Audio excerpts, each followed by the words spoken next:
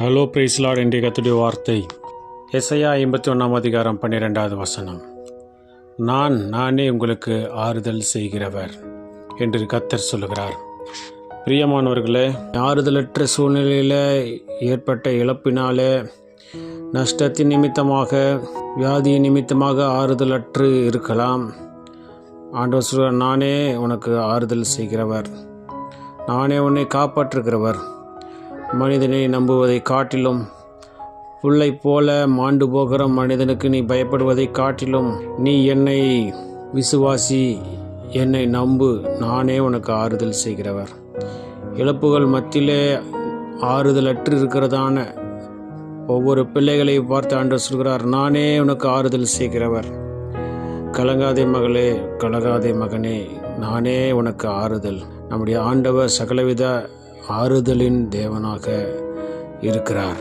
தாயைப் போல தேற்றுகிறவர், தந்தையைப் போல ஆற்றுகிறவர். அவருடைய ஆறுதல் பூமியில் உள்ள எந்த மனிதனாலும் கொடுக்க முடியாத ஆறுதலாய் தெய்வீக சமாதானம், தெய்வீக அமைதியை ஆண்டவர் கொடுக்க வல்லமுள்ள தேவனாக இருக்கிறார். ஆகவே ஆண்டவர் விசுவாசிப்போம். சிறகுடிந்த பறவையைப் போல இருக்கிறேனே என்று கூட நீங்கள் நினைக்கலாம். ஆண்டவர் சொல்கிறார், கழுகை போல உனக்கு புது பலனை தருவேன், நீ கழுகை போல செட்டைகளை அடித்து எழும்புவாய் என்று சொல்லியிருக்கிறார். ஆண்டவர் சொல்லுகிறார், இளைஞர் இலைப்படைந்து சோர்ந்து போவார்கள், வாலிபரும் இடறி விழுவார்கள், ஆனால் கர்த்தருக்கு காத்திருக்கிறவர்களோ புது பலன் அடைந்து கழுகுகளைப் போல செட்டைகளை அடித்து எழும்புவார்கள். ஓடினாலும் களைப்படையார்கள், நடந்தாலும் சோர்வடையார்கள் என்று ஆண்டவர் சொல்லியிருக்கிறார். ஆகவே ஆண்டவருக்கு காத்திருக்கிற பிள்ளைகளை, ஆண்டவரை நம்பியிருக்கிறதான நம்மை ஆண்டவர் சோர்ந்து போக விடமாட்டார், துவண்டு போக விடமாட்டார். மேலும் சோதனைகளை சாதனைகளாக மாற்ற நம்மை ஆண்டவர் உபயோகப்படுத்த போகிறார். விசுவாசிப்போம், வீறு கொண்டு எழுவோம். கர்த்தர் நம்மோடு இருக்கிறார். அவர்தான் நமக்கு ஆறுதல் செய்கிறவர்.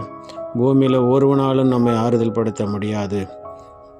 கர்த்தர் தாமே நம்மோடு கூட இருந்து நம்ம ஆண்டவர் சொல்கிறார், என்னுடைய சமாதானத்தையே நான் உங்களுக்கு கொடுக்கிறேன், உலகம் கொடுக்கிற பிரகாரம் நான் உங்களுக்கு கொடுக்கிறதில்லை என்று ஆண்டவர் சகலவித ஆறுதலின் தேவன், நம்மை தேற்றுவாளன் நம்மோடு இருக்கிறார். நம்மை தேற்றுகிறவர், ஆற்றுகிறவர், அரவணைக்கிறவர் நம்மோடு இருந்து பெரிய காரியத்தை வல்லமுள்ள தேவனாக இருக்கிறார். விசுவாசிப்போம், பிரார்த்தனை செய்வோம். எங்கள் அன்பை நேசிக்கத்தான பரலோகத்தின் தந்தையே, ஆசீர்வதிக்கப்பட்டதான இந்த நாளில் நீர் கொடுத்த முடிய வார்த்தைக்காக நன்றி செலுத்துகிறோம். எந்தெந்த பிள்ளைகள் ஆறுதலற்று ஆறுதல் அடைய முடியாமல் இருக்கிறார்களோ அவர்களுக்கு நீரே தெய்வீக ஆறுதலை, தெய்வீக சமாதானத்தை, அமைதியை கட்டளையிடுவீராக ராஜா. இப்பொழுது இருக்கிறதை காட்டிலும் 1000 மடங்கு பெருகச் செய்வீராக.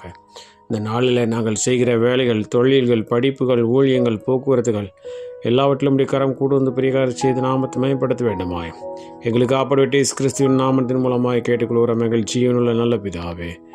ஆமேன், ஆமேன்.